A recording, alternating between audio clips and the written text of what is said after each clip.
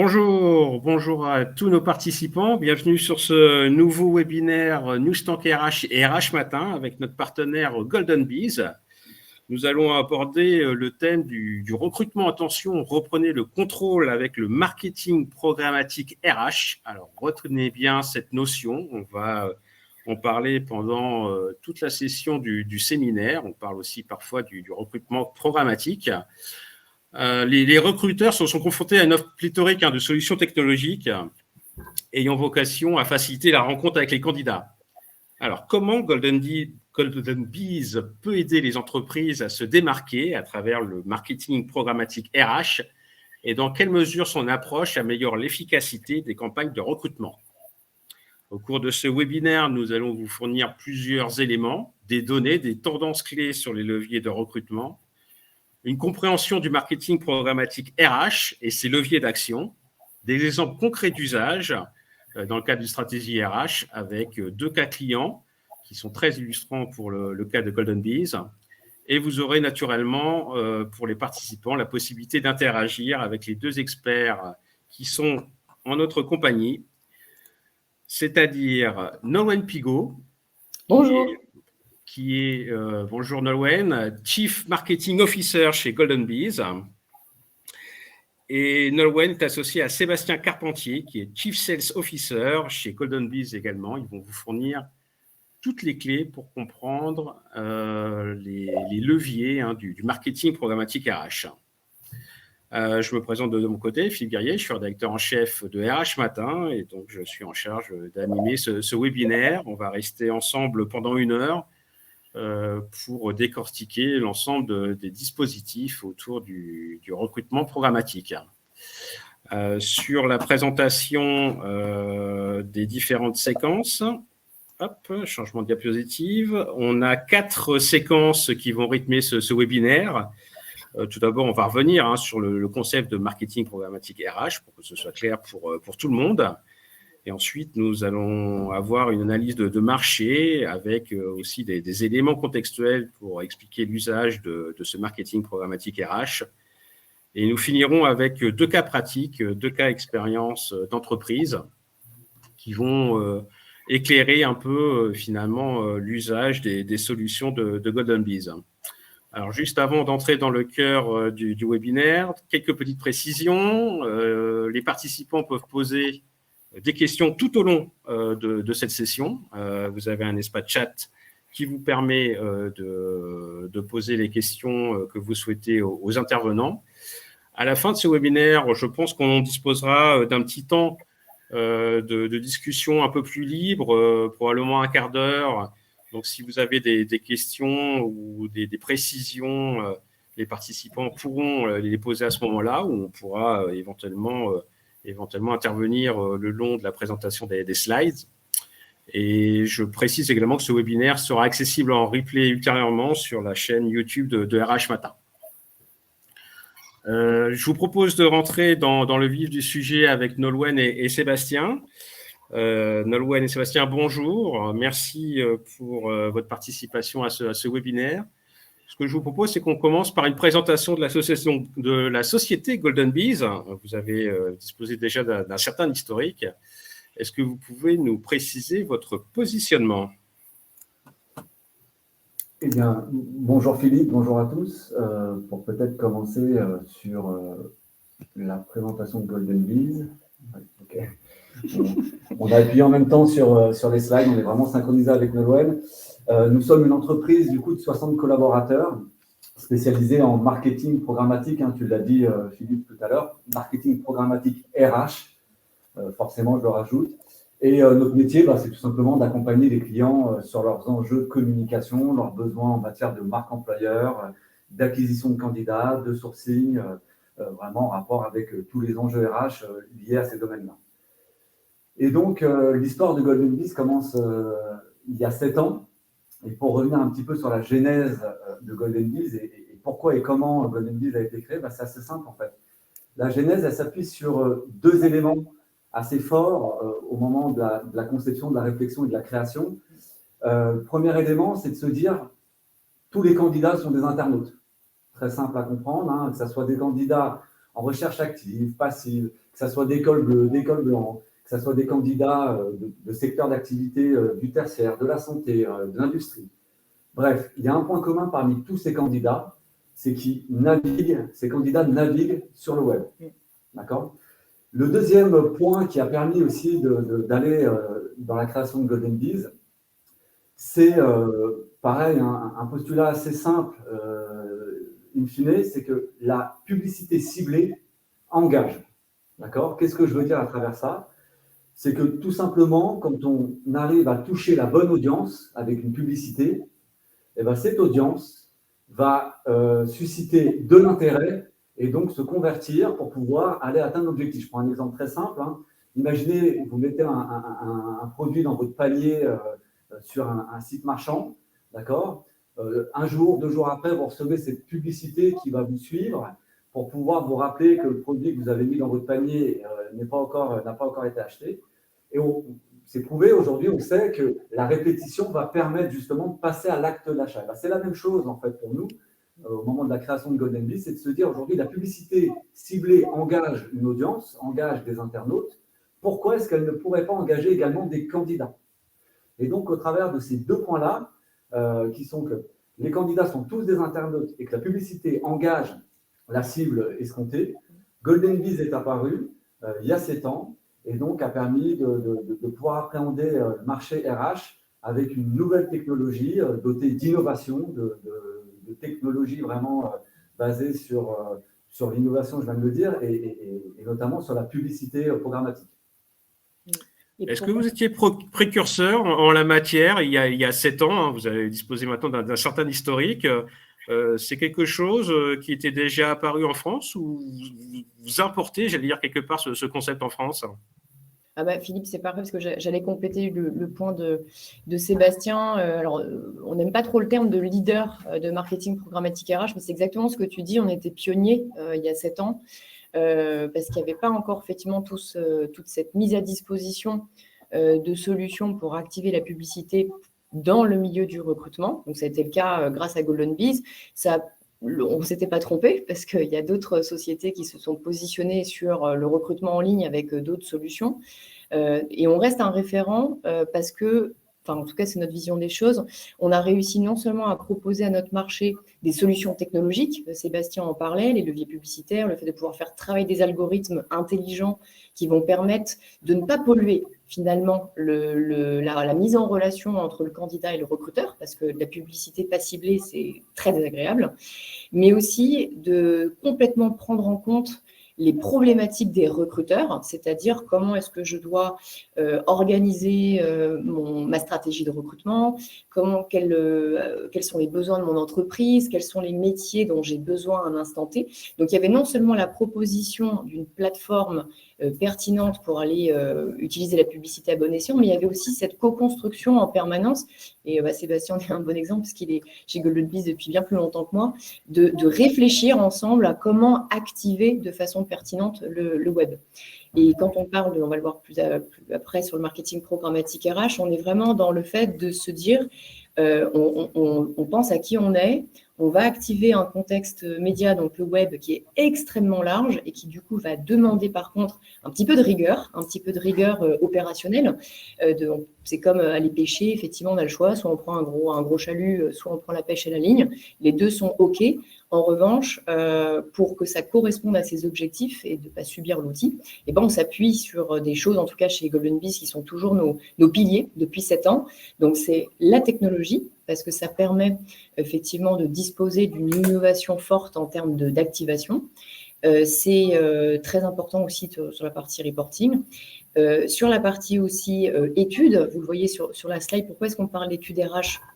C'est hyper important chez Golden Bees, on a un laboratoire en fait qui s'est structuré sur 7 ans, qui permet de faire plein de choses, c'est-à-dire de réfléchir de façon prospective avec nos clients sur quelles sont les données en fait du web, du comportement des internautes et des tendances RH qu'on verra un peu plus dans le détail, sur lesquelles ils peuvent s'appuyer et qu'ils doivent maîtriser pour réfléchir par rapport à leurs besoins propres. Donc, ça permet de réfléchir à plein de choses. Le ROI immédiat, de faire des études de profiling, de s'approprier la donnée pour mieux la maîtriser et l'utiliser à bon escient. voilà, je m'arrête là parce que sinon je vais en parler pendant des heures, mais c'est notre logique, effectivement, c'était notre logique d'amener une innovation sur le marché. Donc oui, pour clôturer, Philippe, on était les premiers à faire ça, en tout cas il y a 7 ans. Aujourd'hui, on a le plaisir de voir que on l'avait mis en préambule de ce webinaire, les outils communicationnels et publicitaires à disposition des recruteurs aujourd'hui sont sans précédent. On est plus là aujourd'hui pour aider à pouvoir s'approprier correctement tout cet écosystème technologique et data pour répondre aux enjeux d'aujourd'hui. Oui, donc il y a quand même un quatuor d'éléments que vous prenez en compte au sein de Golden Bees, dimension marketing, dimension tech, dimension RH oui. Et dimension data, du coup, et vous combinez l'ensemble de ces éléments pour déployer vos solutions. Ce que je vous propose, c'est d'aborder la première partie sur justement un peu plus conceptuel, on va dire, sur cette dimension de marketing programmatique RH. Je regardais sur Internet, du coup, si on va sur Google, Golden Bees apparaît assez rapidement en réponse avec ce concept qu'on appelle aussi parfois le recrutement programmatique. Oui. Nolwenn et Sébastien, je vous propose d'arriver sur la prochaine slide concernant le concept de marketing programmatique RH. Est-ce que vous pouvez nous fournir des éléments sur ces piliers ? Oui, tout à fait. On va rebondir avec Sébastien sur ce qu'on disait en préambule. Golden Bees mettait à disposition donc, des leviers publicitaires pour les recruteurs il y a 7 ans. On en est toujours là et on voulait refaire un point de pédagogie, si on peut appeler ça, autour de la publicité. Parce qu'en fait, quand on parle de marketing programmatique RH, c'est sa déclinaison dans le monde du recrutement. Mais pour décomplexifier peut-être un petit peu ce terme qui peut faire peur, mais qui ne l'est vraiment pas, vous allez le voir, en fait, on parle vraiment de publicité. Et revenons aux fondamentaux, pour ceux qui ne maîtriseraient pas totalement le potentiel de la publicité. Qu'est-ce que c'est ? En fait, quand on fait de la publicité, on utilise une forme de communication de masse, parce que ça va se voir un peu partout, mais qui va être ciblée pour déclencher un stimuli auprès d'une audience particulière. Donc, la publicité, c'est un concept très ancien qui a toujours existé et qui s'est d'abord matérialisé dans sa forme visible. C'est-à-dire que pour faire sa publicité, sa communication, il faut pouvoir matérialiser des messages visibles auprès de l'audience qu'on veut viser. Et après, ce qui va faire la différence entre de la publicité marchande, de la publicité plus même humanitaire, si vous voulez, tout le monde fait la publicité aujourd'hui, ça va être quel objectif on va vouloir atteindre en utilisant ces méthodes de communication de masse, je le répète, parce que la publicité, c'est très puissant et aujourd'hui sur le web, c'est sans limite finalement, mais pour que ce soit vraiment efficace, il faut que ce soit ciblé pour que ça amène le bon message vous savez, c'est l'adage en marketing, le bon message au bon endroit au bon moment. Voilà, la publicité est la synthèse de ça aujourd'hui. Et du coup, c'est très rassurant parce que finalement, tout le monde est capable de faire de la publicité dès lors qu'il réfléchit à ses messages et son audience. Et je vais clôturer sur la partie marketing, parce qu'on a voulu décomposer avec Seb le terme de marketing programmatique RH. Donc, je prends plus la partie marketing. En plus, j'ai la chance de faire ce métier, parce que moi, je suis personnellement passionnée par le marketing, parce qu'en fait, il y a toute la partie processus autour du marketing, les actions, comment est-ce qu'on doit bien engager les choses. Mais ce qui est vraiment important, moi, comment je vois le marketing, c'est bien sûr répondre à un besoin dans le monde marchand et c'est le cas aussi pour le marketing programmatique RH.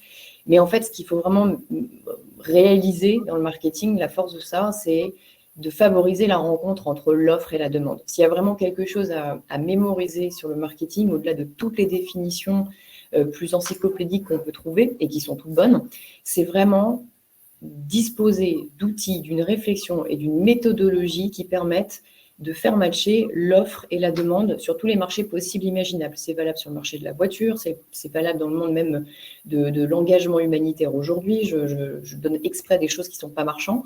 C'est le cas aussi dans le monde du recrutement aujourd'hui.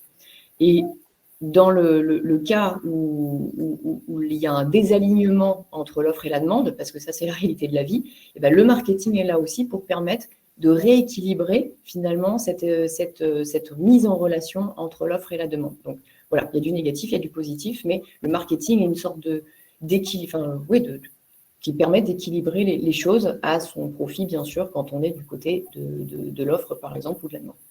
Et Sébastien, je te laisse peut-être finir sur la partie programmatique RH. Ouais, le deuxième mot qui compose finalement ce qu'on fait. Et encore une fois, on a eu vraiment le parti pris de rentrer dans les définitions sémantiques de chaque mot pour vraiment avoir le même niveau de discours et de langage. Donc, programmatique, c'est peut-être là, ça commence potentiellement à se compliquer. On le voit parfois dans les rendez-vous. Dès qu'on explique ce qu'on fait, on peut perdre un peu l'attention avec ce mot-là. Programmatique ou programmer, c'est quoi? C'est tout simplement paramétrer quelque chose dans le but d'atteindre un résultat et un objectif. D'accord? Je paramètre quelque chose, je programme quelque chose pour pouvoir atteindre un objectif escompté, ultérieur, potentiel, futur. Si je prends un exemple simple qui sort un peu de notre contexte d'aujourd'hui, quand, par exemple, je vais paramétrer mon réveil pour qu'il sonne tous les matins à 8 heures, et donc qui m'apporte l'objectif, en tout cas le but de me réveiller chaque matin, finalement, c'est une forme de programmatique, c'est une forme de programmation. D'accord ? Si je reviens sur le sujet qui nous intéresse, et en l'occurrence la partie RH et Golden Bees, nous, ce qu'on va faire, c'est tout simplement de programmer, de paramétrer notre plateforme technologique, de paramétrer des algorithmes qui vont vraiment permettre en fait d'aller atteindre un objectif, un résultat en fonction des enjeux exploités, des enjeux de marque employeur. Donc l'objectif, ça serait potentiellement de générer un trafic ciblé sur le site et ou des enjeux d'acquisition de candidats. Donc là, très simplement, le résultat, ça sera d'aller obtenir un volume de CV qui intéresse nos partenaires, nos clients. Voilà pour la partie programmatique RH et finalement la définition de la sémantique qui compose notre activité. Peut-être pour illustrer avec un exemple, on l'a dit, la publicité programmatique RH, c'est par définition une publicité intelligente. Intelligente pourquoi? Parce que, on le répète depuis le début, elle permet vraiment de cibler une audience. Et pourquoi également elle est intelligente, cette publicité ou ce marketing? C'est qu'il va avoir cette capacité vraiment d'une diffusion totale sur le web.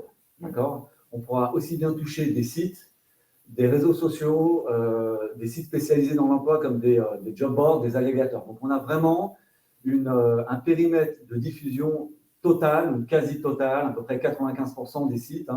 La limite, elle est lorsqu'il n'y a pas de publicité. En gros, quand vous naviguez sur le site, si vous ne voyez pas d'emplacement publicitaire prévu à cet effet, forcément, on ne pourra pas se connecter.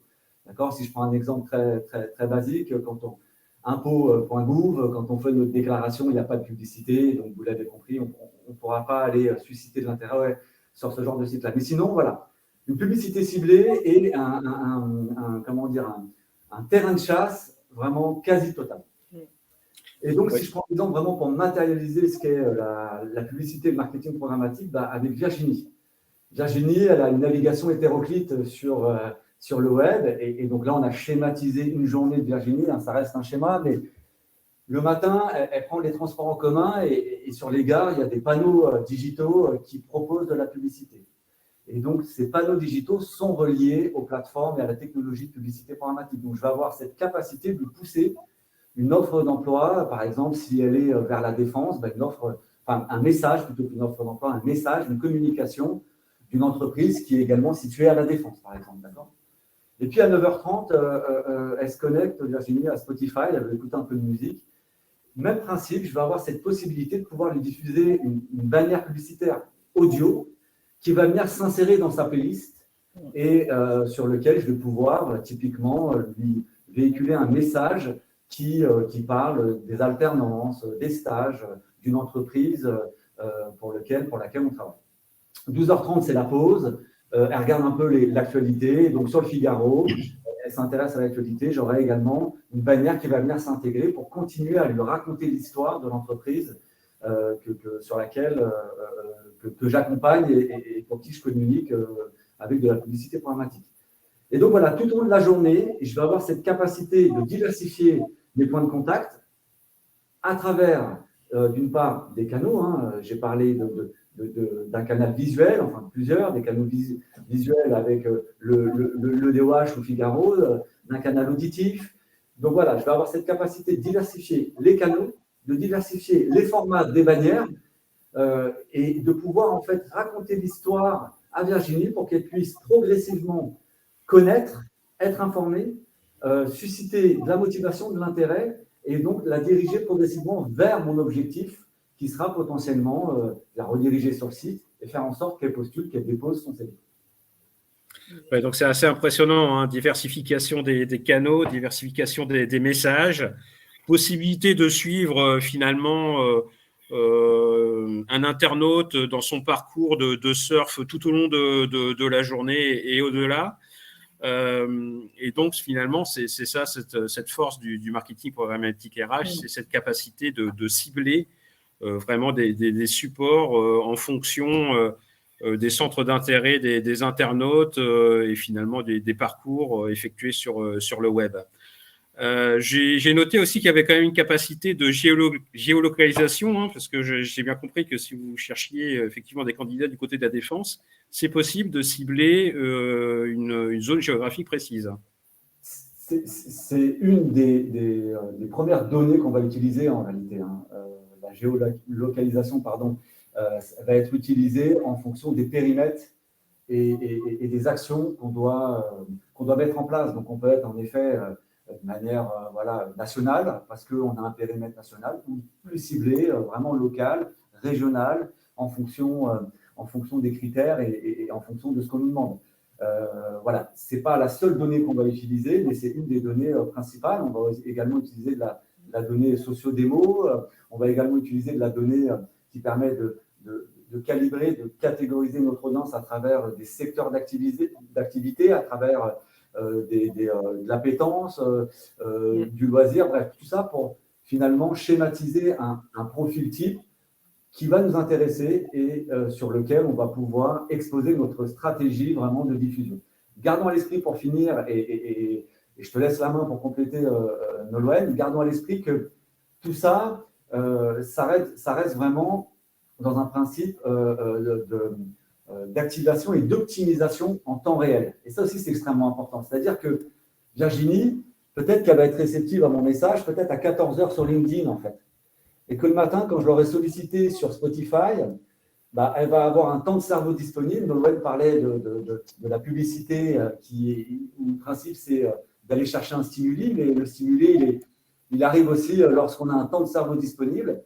Et donc, le principe de la publicité programmatique, c'est d'avoir une optimisation, d'avoir la capacité d'optimiser en temps réel. Et donc, si Virginie, à 9h30, elle est moins réceptive, ce n'est pas grave, en fait. Je vais avoir cette capacité de la rencontrer ultérieurement et d'analyser en temps réel les leviers, les canaux, les formats, les messages, tout ce que tu as évoqué, Philippe, qui sont vraiment les plus pertinents et qui amènent le plus de résultats. Donc, en temps réel, je vais pouvoir vraiment adapter, optimiser et confirmer ma stratégie de diffusion pour aller chercher la meilleure version, aller chercher les meilleurs résultats. Et ce que disait Sébastien aussi, c'est intéressant. Aujourd'hui, on est dans un monde où on est tous extrêmement exposés à la publicité. On est même, on le voit régulièrement, que ce soit sur les réseaux professionnels ou personnels, infobésité, c'est la société du swipe, on a un temps d'attention qui est beaucoup plus restreint, c'est vrai, aujourd'hui, parce qu'on est aussi des plus gros consommateurs de données à la seconde, à la milliseconde, quoi. Donc, c'est exactement aussi l'intérêt de ce que dit Sébastien. L'idée, c'est d'aller attraper l'attention du candidat, hein, parce qu'on est quand même dans le mode du recrutement, mais de l'internaute en tout cas, à un moment où ça va être OK pour lui ou pour elle, parce qu'on a tous des moments dans nos journées qui sont différents. Et je le répète, hein, parce que en tout cas, ça fait partie de mes convictions, ça va faire qu'on va lui proposer ces messages-là dans son quotidien. Donc, ça va faire qu'en fait, les dynamiques de messages vont s'intégrer dans son quotidien, ne vont pas être invasifs. Au pire, si la personne n'a, comme on dit, pas le temps de cerveau disponible, c'est comme quand vous faites sur Instagram, vous allez swiper le truc, vous allez passer au sujet d'après. Par contre, si vous avez bien développé l'intérêt, au bout d'un moment, la personne va rester captive sur votre message. Et ça ne va pas la gêner, en fait. C'est ça le principe. Le dernier sujet sur lequel j'avais envie de rebondir après l'explication de Sébastien, c'est la logique de répétition. Là, on a un schéma sous les yeux qui est parfaitement linéaire parce qu'on représente la journée de Virginie. Mais en fait, ce pattern-là, ce schéma-là, vous pourriez l'avoir sur une semaine, sur une année. C'est vraiment l'idée de dire qu'on peut avoir des points de contact. On parle de points de contact en marketing, en publicité. qui vont être travaillés de façon différente selon les cibles pour qu'à nouveau, ce soit confortable, adapté, pertinent, et puis bien sûr que ça donne du résultat à la personne qui déclenche la publicité. Mais c'est vraiment le fait d'avoir de la répétition et de la répétition concertée par rapport aux attentes de l'audience qu'on veut toucher, qui va faire que, 1, la publicité ne va pas être invasive, 2, on ne va pas être dans de l'investissement à tout crin sans ROI derrière, et on va finir par progressivement, donc on va le voir dans peut-être la slide d'après, Sébastien, avec le schéma qu'on avait fait pour expliquer la partie sensibilisation intérêt. Il y a un moment, on va capter suffisamment l'attention et on va déclencher l'affinité qui va faire que on va pouvoir transformer l'intérêt demain en candidature. Je redescends un petit peu en entonnoir sur le monde du recrutement. Si on résume le travail que ça doit donner au recruteur, le mindset et la méthodologie dans laquelle il doit s'intégrer pour profiter de la publicité, pour engager son candidat, vous voyez que ce n'est pas plus compliqué que ces 3 grandes étapes. On aurait pu vous faire tout le tunnel du marketing avec toutes les étapes les plus compliquées qui soient, mais en fait, le tunnel marketing, ce n'est pas plus compliqué que j'étudie mon marché, donc je me positionne, je sais qui je suis, je sais à qui je veux m'adresser et je comprends comment le marché est structuré aujourd'hui, parce qu'il faut aussi prendre en compte ses aspirations, les aspirations du candidat, mais il y a aussi la concurrence. On n'est pas tout seul à chasser le candidat, surtout quand on est sur des profils pénuriques, sur des talents un peu rares, ou même aujourd'hui sur de la création des nouveaux métiers, parce que le monde change et il faut amener de nouvelles compétences. Donc, ne surtout pas partir la fleur au fusil, comme on dit, il faut savoir un petit peu dans quel écosystème on navigue. Ensuite, cette réflexion-là, cette connaissance-là, cette maîtrise, c'est là où on commence à reprendre le pouvoir, à reprendre le contrôle, comme on le mettait dans le titre. On va pouvoir décider de mener des actions pour sensibiliser, intéresser, dans un deuxième temps, son audience. Et là, pareil, on est dans un monde où tout va très vite, on a tout le temps d'avoir du résultat. Bien sûr qu'on va pouvoir mesurer tout de suite des résultats. On a des KPI très efficaces pour mesurer soit des actions de marque employeur, avec plus des KPI autour de la visibilité. Et il y a d'autres KPI qui vont nous permettre de suivre la performance de la stratégie de sourcing. Là, on est plus dans une logique d'acquisition. Mais on prend le temps de construire son approche. C'est comme un petit millefeuille, en fait. Plus on suit la recette correctement, mieux on a un dessert délicieux. Bon, la métaphore est absolument moisie, mais vous voyez l'approche. Donc, on sensibilise, on intéresse, et là, c'est là où la force du marketing programmatique RH commence à se distinguer, parce que au moment où on va arriver sur l'engagement, donc toujours avec les fameuses bannières, les spots, tout ce qu'évoquait Sébastien, on va pouvoir commencer à analyser le comportement, comment réagit l'audience aux stimuli. Et là, au bout d'un moment, plus on va descendre dans l'entonnoir, plus on va savoir qu'on a de la réaction, non pas d'une population de masse qui n'est pas forcément pertinente par rapport à l'objectif qu'on suit, mais bien une population engagée, potentiellement intéressée par le sujet. Donc là, on peut commencer à avancer sur ce qu'on appelle un peu le closing. On se dit qu'on a envie de vérifier qu'on est vraiment fait pour travailler ensemble. Donc là, ça devient pertinent et malin de se dire, OK, là, je vais être beaucoup plus franc du collier dans ma stratégie d'acquisition. J'ai de l'offre d'emploi à te proposer. Je t'ai expliqué qui était mon entreprise, quelles sont mes valeurs. Je pense qu'on est fait pour travailler ensemble. Et d'ailleurs, regarde, j'ai une offre d'emploi pour toi. On va devoir sans doute continuer à se parler parce que l'offre d'emploi, ça n'est qu'un point de mise en relation quasiment officiel finalement entre l'audience et le recruteur, mais c'est là où tout démarre. Et si on a bien fait toute la première partie, on est dans quelque chose de beaucoup plus pertinent pendant les entretiens d'embauche, pendant la période de recrutement, et le fait, et je vais finir sur ça, le fait d'avoir travaillé l'intérêt réel de l'audience en amont, ça veut dire qu'on aura beaucoup moins de difficultés aussi à fidéliser derrière, parce qu'on ne s'est pas trompé. Ce n'est pas le tout de recruter, ce n'est pas le tout d'avoir du volume de candidature. Ce qu'il faut, c'est de se dire qu'on a travaillé ce tunnel d'engagement du candidat dans une logique d'avoir vraiment le collaborateur qui va pouvoir se sentir bien dans son entreprise et donner son plein potentiel. Voilà, donc on n'a pas toutes ces étapes-là, on n'a pas parlé des étapes de recrutement, de la fidélisation, de tout le travail énorme que doivent faire les recruteurs pour ça, mais c'est fondamental de se dire que déjà, quand on active de façon proactive le marketing programmatique RH en marque employeur et en sourcing, on est déjà en train de construire demain. Donc, ça vaut le coup, je le répète et je finis sur ça, d'étudier son marché pour être sûr de bien démarrer. Peut-être sur une transition et qui nous amène à la slide suivante. C'est en effet, on peut juste travailler la dernière brique. On peut travailler 2 briques sur 3 de la slide précédente que Noven vient de présenter. Mais la réalité, c'est qu'aujourd'hui, avec un marché vraiment en tension, avec un déséquilibre entre les candidats et les recruteurs, en tout cas les demandeurs d'emploi et les offres d'emploi proposées par les entreprises, il paraît presque indispensable de ne pas juste mettre une offre d'emploi, de l'agiter et d'attendre que les candidats viennent postuler. Ça paraît maintenant, aujourd'hui, presque impensable de faire que ce genre de pratique-là. D'où l'intérêt, encore une fois, d'avoir ce fameux tunnel que Noven a exposé, c'est-à-dire d'étudier, vraiment de comprendre, de savoir pour mieux rencontrer la cible, et après de diffuser à travers des actions de marque employeur qui vont venir s'imbriquer, se télescoper dans des actions d'engagement, d'acquisition, pour vraiment parcourir et avoir un dispositif, je dirais, complet. Quelques chiffres qui nous paraissent importants, Nolwenn, qui montrent justement ce qu'on vient d'introduire sur peut-être le déséquilibre du marché, sur l'écart, voire même parfois des pratiques aussi qui s'opposent entre les candidats, les attentes et finalement les recruteurs. Exactement. Alors, on aurait pu... il y a beaucoup de chiffres aujourd'hui qui attestent du fait qu'on est sur un marché en tension. Après, c'est est-ce qu'on voit le verre à moitié plein ou à moitié vide? Ça appartient à chacun. Nous, ce qui nous intéressait de valoriser aujourd'hui avec Sébastien, c'est clairement, il y a un besoin de recruter aujourd'hui. Nous, chez Golden Bees, on enregistre plus 60% d'offres entre les premiers trimestres 2021 et 2022. Donc oui, clairement, il y a du besoin, il y a de la demande. Et on le sait, c'est dans tous les journaux aujourd'hui, il y a factuellement moins de candidats pour le nombre d'offres proposées.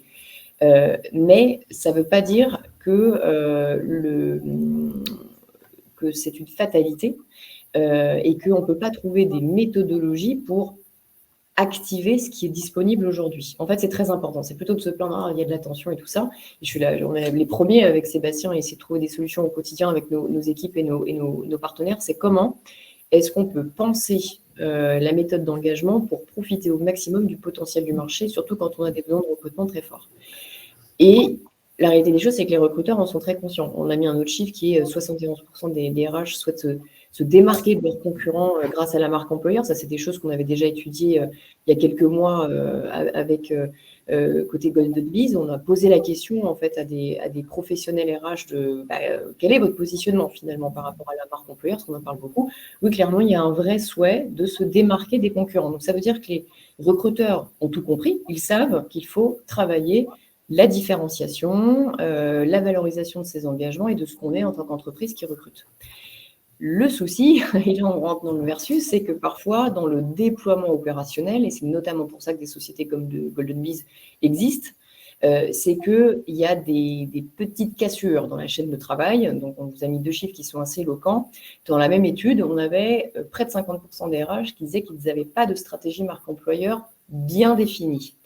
Et le terme bien défini est important. C'est-à-dire, oui, on y pense, oui, la marque employeur, on sait que c'est important, mais on ne sait pas trop où on veut aller. Quand on dit c'est pas très bien défini, ça veut dire qu'on y pense, qu'on essaie d'y aller, mais qu'on n'est pas très, très sûr de là où on veut aller. Et ça, c'est très important, effectivement, que les recruteurs aujourd'hui mettent tous les œufs dans le panier pour arriver à leur fin sur ces points de différenciation.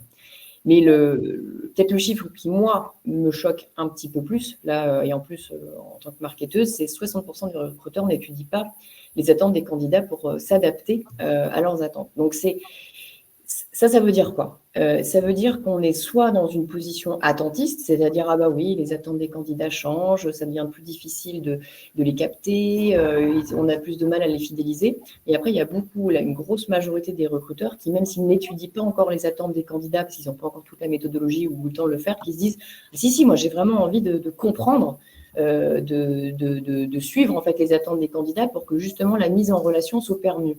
Donc, en fait, tout le potentiel est là. C'est vraiment dans la méthodologie et dans le fait de faire confiance aussi à des leviers qui sont très différents et surtout de bien travailler les choses en interne avec toutes ces parties prenantes, sa direction générale, pourquoi pas sa direction marketing si on a envie de discuter de tunnel d'engagement, sa direction de communication pour aller beaucoup plus loin dans la résonance de la marque sur le web et puis bien sûr la partie études. Je reviens à l'étude marché, c'est critique. C'est peut-être le point sur lequel il y a le plus de faiblesse aujourd'hui et sur lequel on sait, nous, on le verra dans les cas pratiques clients, que dès lors qu'on s'y attelle un petit peu, on a des résultats très satisfaisants et sur le plan qualitatif et quantitatif. Et peut-être pour boucler la boucle sur les données, on va vous montrer trois autres chiffres pour finir sur le potentiel. Aujourd'hui, donc, on a une entreprise sur 3 qui veut recruter. Okay, donc ça veut dire qu'il y a une tendance massive sur le sujet. On a quand même quelque chose qui peut être favorable si on regarde le taux de chômage qui est au plus bas depuis 2008, si on regarde les derniers chiffres officiels. Ça veut dire quoi? Ça veut dire que la main-d'œuvre disponible est plutôt dans les entreprises, que ce soit sur du col blanc ou du col bleu. Il y a une majorité de personnes qui sont au travail. Donc, ça veut dire qu'elles ne sont pas forcément immédiatement intéressées par l'entreprise, par changer d'entreprise. En plus, alors, je n'ai pas mis ces chiffres-là, mais post-Covid, on avait une plus grande frilosité à changer d'entreprise, notamment chez les cadres. Donc, ça veut dire que pour les recruteurs, il y a un effort, une tension, une proactivité à avoir vers les candidats qualifiés pour les amener dans son entreprise. Donc voilà, ça, le marché en tension parle de lui-même, on en est là. Mais il y a du potentiel. Quand on met les 83% des embauches commencent par une recherche en ligne sur une entreprise. Ça, c'est factuel, ça suit des tendances sociétales d'aujourd'hui. Aujourd'hui, vous avez besoin de vérifier une information, vous allez taper la chose sur Internet. Alors après, vous allez regrouper les sources exactement, vous allez avoir des sources plus vérifiables que d'autres, mais globalement, on a tous ce réflexe-là, que ce soit pour organiser un voyage, prendre une info sur une société, décider de comparer, on prend même les avis des consommateurs aujourd'hui avant de faire un acte d'achat, et ben c'est pareil dans le recrutement. Si on est une entreprise qui n'est pas claire sur ses engagements, qui n'est pas bien référencé, tu en parlais Philippe tout à l'heure en préambule, qui n'est pas capable de mettre en avant ce que c'est que de travailler dans cette entreprise, notamment par l'intermédiaire des collaborateurs, donc là on n'est plus sur la recommandation, là on va avoir quelques problèmes. En revanche, si on commence à être un peu plus clair sur ces aspects-là, qu'on va être structuré dans sa communication externe et qu'on va afficher de façon très claire, on aimerait avoir ce type de collaborateur parce qu'on a ces métiers-là, on a besoin de faire ces métiers-là et puis viens créer la suite avec nous. C'est des choses qui se créent beaucoup avec les jeunes aujourd'hui, c'est-à-dire on entend beaucoup de choses autour de l'impact. C'est aussi accepter parfois quand on est recruteur qu'on n'a pas l'offre d'emploi idéale pour le collaborateur finalement. Ça peut se co-construire après. Du coup, il faut se rencontrer sur effectivement des valeurs, un projet d'expérience de vie professionnelle et donner la possibilité aux gens de se réaliser dans l'offre d'emploi plus tard. Voilà, donc ça c'est très important aussi de sortir des carcans et des biais cognitifs. Et puis c'est un petit reminder aussi qu'on voulait faire avec Sébastien. La recherche en ligne aujourd'hui, c'est ce qui détermine quand même beaucoup de décisions. Ouais, on va revenir effectivement sur la partie contextuelle, mais là concrètement, on voit bien qu'effectivement sur un marché du recrutement en tension, le marketing programmatique RH est quand même un des leviers sur lequel il faut sérieusement réfléchir. Je suis assez étonné d'ailleurs de voir dans les slides que vous avez proposés, dans les datas, qu'il y avait un DRH sur 2 n'avait pas encore établi de stratégie marque employeur bien établie, ce qui est quand même assez difficile de démarrer dans ce cas-là une campagne de recrutement sans avoir les fondamentaux. Donc, il y a quand même beaucoup de travail à réaliser en amont avant de pouvoir réussir des campagnes de recrutement efficaces. Oui, mais on va peut-être être rassurant sur ce point-là. Oui, c'est du travail. En revanche, ça ne veut pas dire qu'il faut repenser toute la machine, démolir toute l'organisation des ressources humaines. Il faut aussi être un petit peu réaliste. Les entreprises et les services RH ne peuvent pas se permettre de tout transformer tous les jours.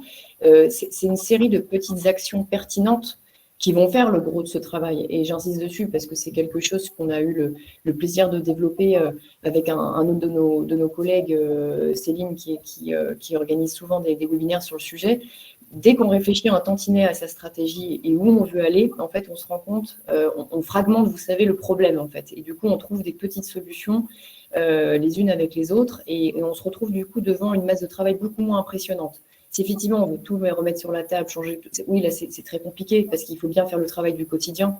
Puis il n'y a pas que le recrutement dans le monde des RH, il y a la paie, il y a la gestion des collaborateurs qui sont déjà là, il y a des thématiques de plus en plus complexes à gérer, mais voilà, si on décompose, on y est vite. Et je crois qu'aujourd'hui la tendance vraiment s'inverse, c'est-à-dire que on ne peut plus être dans une posture où on se dit, voilà, en tout cas, moi je le vois, et les équipes aussi, à travers nos rendez-vous commerciaux, ce qui se passait avant, c'était concrètement, voilà, le besoin, c'est quoi? Je veux recruter.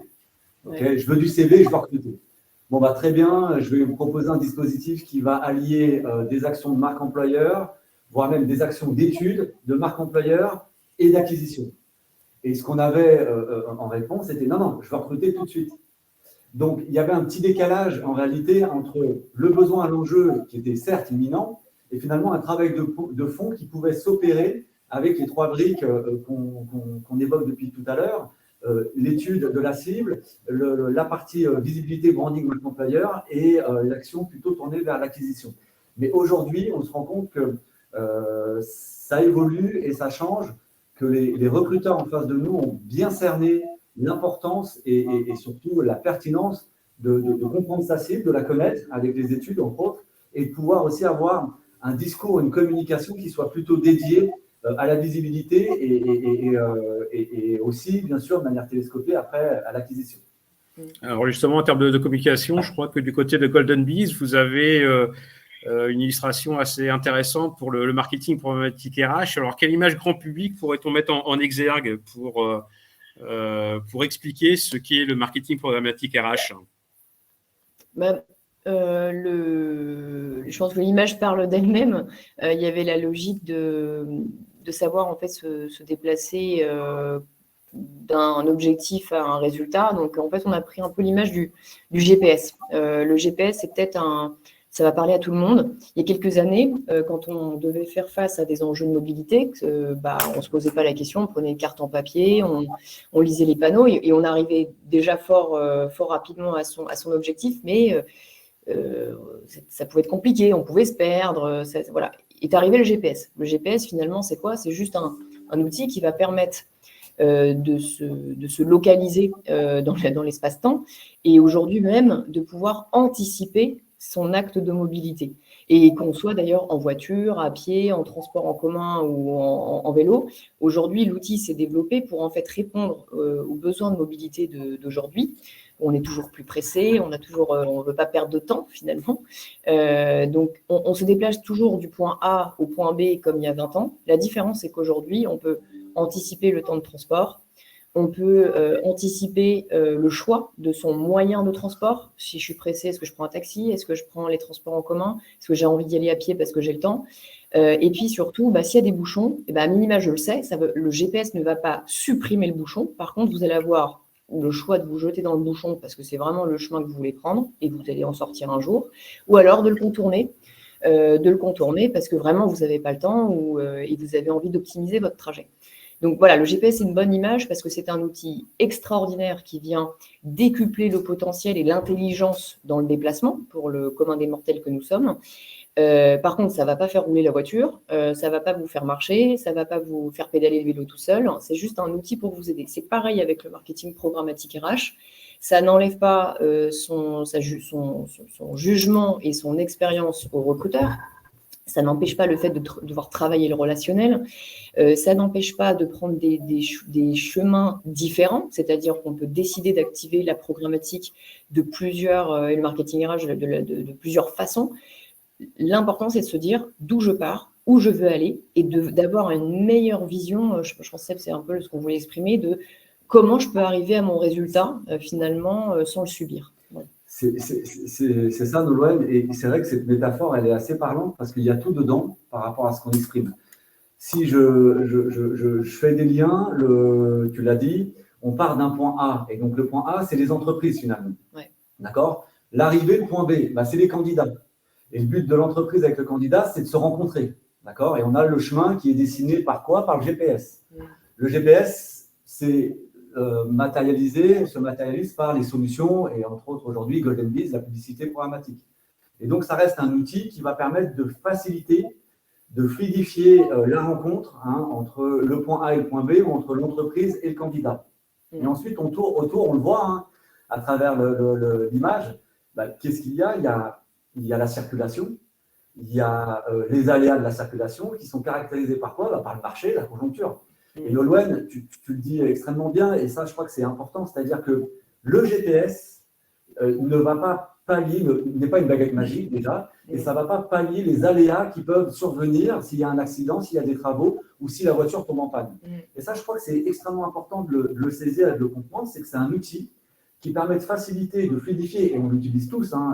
Parfois, on décide de contrecarrer. On se dit, tiens, je vais un peu le tester et je vais aller voir si je n'ai pas un chemin plus court. Et parfois, d'ailleurs, le chemin est plus court, ceci dit. Donc, ça peut arriver qu'on arrive à avoir une meilleure solution. Mais dans la plupart du temps, on se rend compte quand on a dévié finalement le parcours du GPS que la réalité, c'est qu'on arrive un peu après. Et donc, le but dans cette métaphore, c'est de dire, voilà, la publicité programmatique est un outil à l'image du GPS. Et cet outil permet de faciliter, de fluidifier, de marquer le chemin pour rencontrer nos candidats avec tous les aléas liés au marché, à la conjoncture, les aléas aussi de l'entreprise, de l'image, de la notoriété, tout simplement aussi du niveau de salaire. Si une entreprise recrute et que son niveau de salaire, sa proposition salariale est clairement en deçà du marché, la publicité programmatique ne va pas créer la demande et pallier à ces contraintes-là. Donc voilà, gardons à l'esprit que la publicité programmatique reste un outil qu'il faut savoir manier, utiliser, et que dans la plupart des cas, ça nous amène à la rencontre et au fait de simplifier cette rencontre avec le candidat. Alors justement, Nolwenn et Sébastien, je vous propose d'avancer dans la présentation des slides parce que ça avance très vite. Il nous reste un quart d'heure et on a encore quelques slides de présentation. Alors justement, pour fluidifier la rencontre entre l'offre et la demande dans le recrutement, que peut-on attendre du marketing programmatique RH? Vous avez raison, on va faire vite. Alors, on avait fait un petit mémo des 4 points que pour nous permet de bien considérer le marketing programmatique RH. Ça oblige à se poser les bonnes questions. On a mis les 4, donc image, ciblage, organisation, mesure. Qu'est-ce qu'on veut dire par là?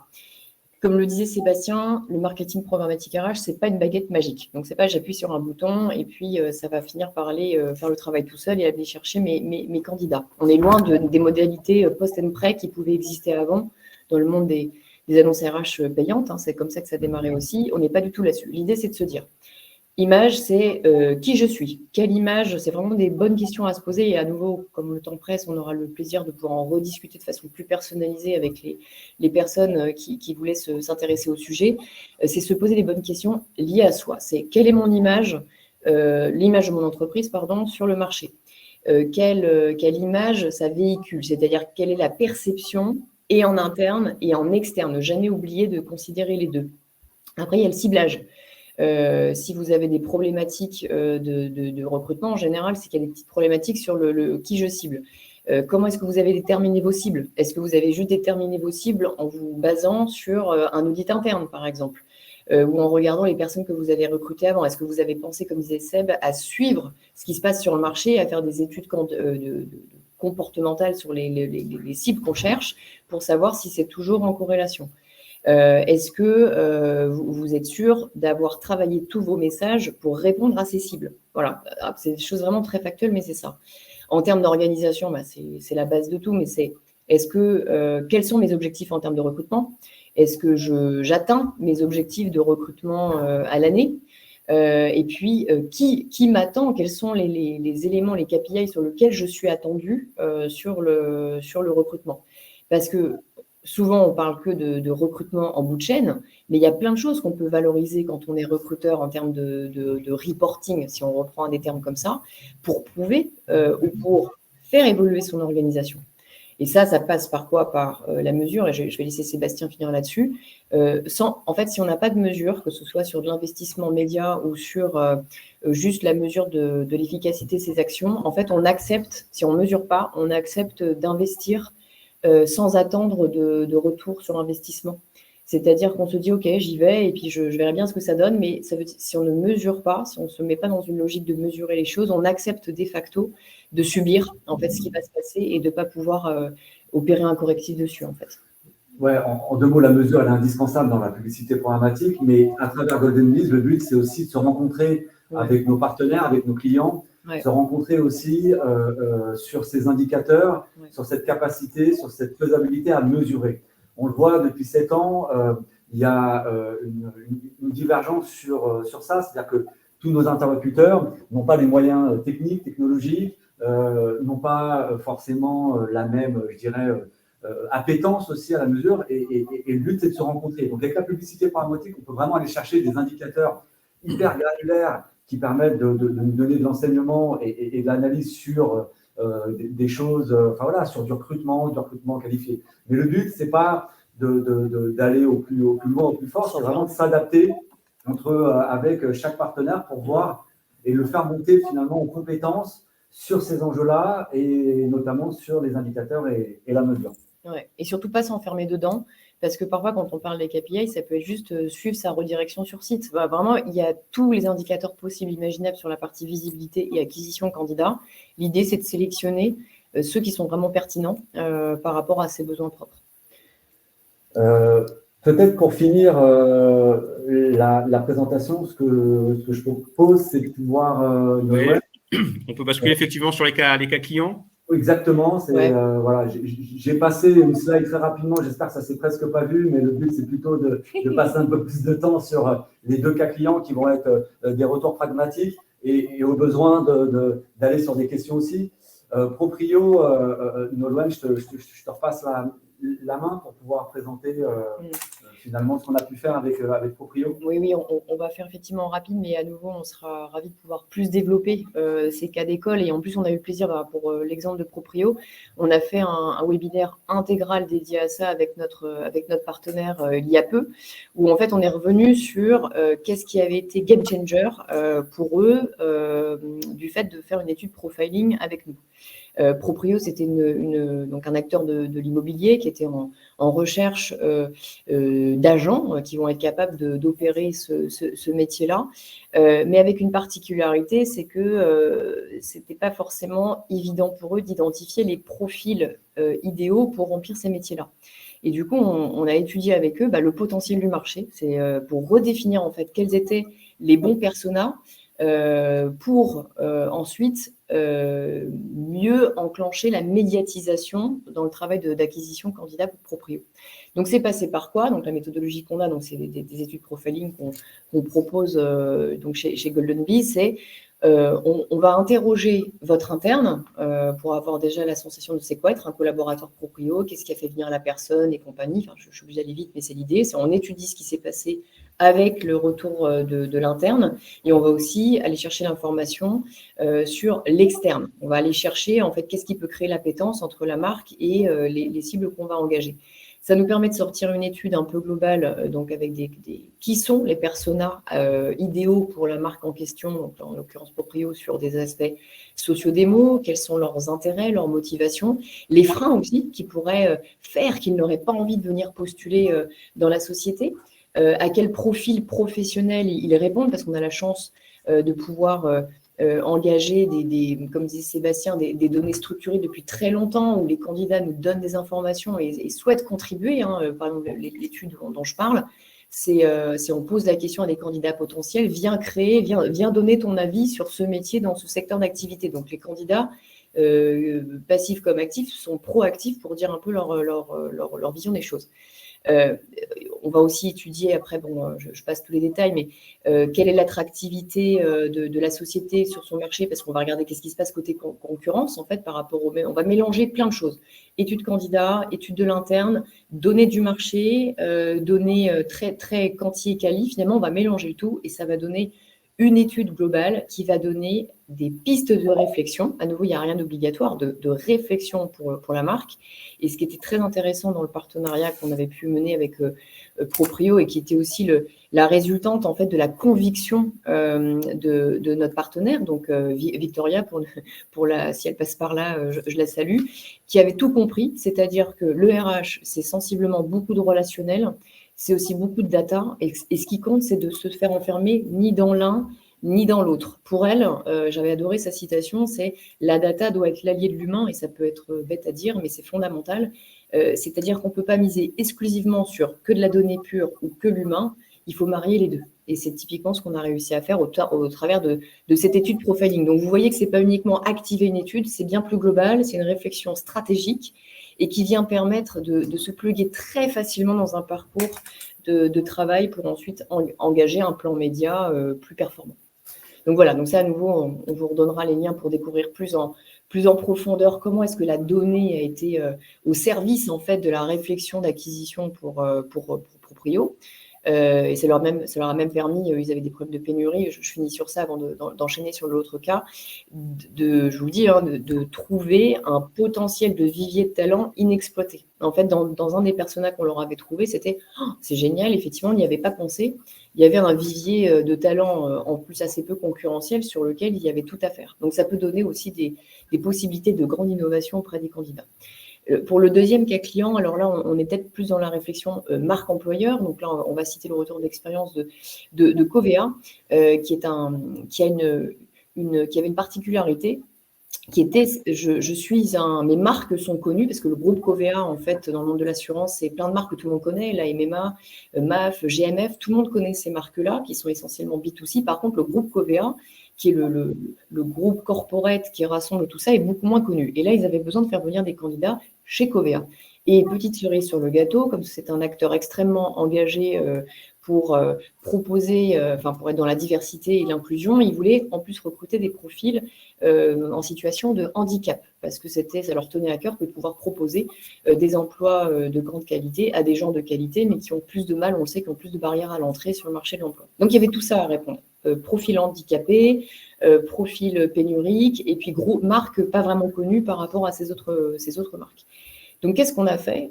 On a réfléchi ensemble à comment redéfinir, à prendre leur force, en fait, ce qui faisait la force du groupe Covea, à savoir être un acteur convaincu par plein de choses, avoir des engagements déjà très forts autour du handicap, construire un message très simple, vous l'avez sous les yeux, la différence est une force, c'était le choix, et puis on les a aidés à mettre en musique et en image, parce qu'on les a accompagnés sur la création de la bannière que vous avez sous les yeux, pour, en fait, distiller les engagements, dire à un profil particulier dans le plan média, on a activé du coup via nos partenaires aussi, on allait chercher ces profils qu'on sait en situation de handicap, et on a en même temps renforcé l'image de marque de Covea avec donc des bannières, là on n'a mis qu'une bannière, mais tout un ensemble en fait de communication qui permettait de répéter les messages, de sensibiliser sur des messages différents. Il y avait des messages autour du sport, autour de la différence, plein de choses qui ont fait qu'on arrivait à sensibiliser et en interne et en externe aux engagements de Covea, et à amener du coup une audience particulièrement réceptive à leur message. Donc on est vraiment dans construire, partir d'une problématique, c'était vraiment pas anodin, et pouvoir à la fin aboutir à quelque chose de très satisfaisant, qui est de se dire, j'ai beau être un gros groupe comme Covea, je peux personnaliser mes messages, je peux toucher en fait le candidat au plus proche de ce qu'il est dans son quotidien. Et peut-être juste en conclusion, à travers ces deux exemples, il y en a d'autres, le but c'est de se dire qu'on peut travailler tout type d'enjeux. Là, on a parlé d'une étude sur ces pour Proprio, on a parlé d'une partie de diversité et de marque employeur pour travailler à la fois ce sujet et la marque Covea, mais on déploie des actions tournées vers des enjeux sur des profils pénuriques pour aller capter et engager ces profils pénuriques. Je pense à des chauffeurs, livreurs, techniciens, voilà, ce sont des choses qu'on travaille. On travaille aussi la cible des alternants, des stages. Parfois, on a des actions aussi de féminisation, où le but, c'est de pouvoir rééquilibrer un peu la parité. Donc, en réalité, voilà, pour vous dire en conclusion que tout type de sujets qui peuvent être portés par de la com au sens large peut être soutenu par la publicité programmatique avec toute la capacité, les avantages et les différences qu'on a pu exposer tout au long de ce webinaire. Et pouvoir du coup utiliser cette force à travers GoldenBiz et à travers les exemples qu'on vient de vous présenter. Oui, alors il y a déjà pas mal d'éléments que vous nous avez fournis, notamment avec deux cas concrets, plutôt un cas avec Proprio, plutôt PME, et un cas grande entreprise avec Covea. Ce qui veut dire que, et ça sera ma dernière question, parce que c'est vrai que la session de webinaire se termine maintenant dans moins de 2 minutes.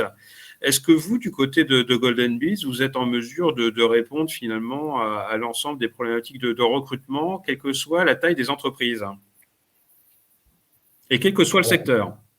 Alors, secteur, oui, on l'a dit tout à l'heure, avec les postulats qu'on a évoqués, donc clairement, secteur, oui, et on sera tributaire à la conjoncture de chaque secteur, mais oui, on va pouvoir communiquer, prendre la parole, peu importe le secteur. Sur la taille, je vais dire oui, et je vais rajouter un petit mais derrière quand même, mais ça va dépendre quand même du minimum. C'est-à-dire pour une entreprise, si une entreprise n'a pas suffisamment de volume, ça va être compliqué d'activer la publicité programmatique parce qu'on a besoin d'un minimum d'offres pour pouvoir faire de la communication et que ça soit pertinent, efficient, efficace. Donc, on s'adresse quand même à des entreprises de moyenne, voire, et surtout de grande taille pour chercher à les accompagner. Par contre, effectivement, il n'y a pas de limite dans les enjeux, parce que comme on est sur le système de la publicité, en fait, on peut communiquer tout ce qu'on souhaite quand on est un recruteur, qu'on soit sur des enjeux effectivement de profil pénurie, de handicap, de féminisation, d'ouvrir aussi plus l'emploi aux jeunes. Comme on vous l'a expliqué, il y a tous les leviers et il y a tout le potentiel de création est là. Il n'y a pas de limite, par contre, sur l'accompagnement autour de l'enjeu. Ça marche. Nolwenn et Sébastien, merci beaucoup pour votre participation à ce webinaire pour Golden Bees. Je vous rappelle vos fonctions respectives. Nolwenn Pigot, vous êtes Chief Marketing Officer chez Golden Bees. Sébastien Carpentier, vous êtes Chief Sales Officer chez Golden Bees. On a laissé sur l'espace de chat vos adresses email si jamais des participants aimeraient avoir des compléments sur la présentation que vous avez réalisée à l'occasion de ce webinaire. Je vous rappelle qu'il sera mis en replay sur notre site RH Matin et sur YouTube très prochainement, si ce n'est déjà le cas. Je crois que c'est déjà possible de le consulter à nouveau sur RH Matin. En tout cas, merci beaucoup Nolwenn et Sébastien pour votre participation. Et merci à tous les participants également et rendez-vous au prochain webinaire. Merci beaucoup pour cette session de webinaire RH Matin. À la prochaine. Merci beaucoup. Au revoir. Merci, bonne journée.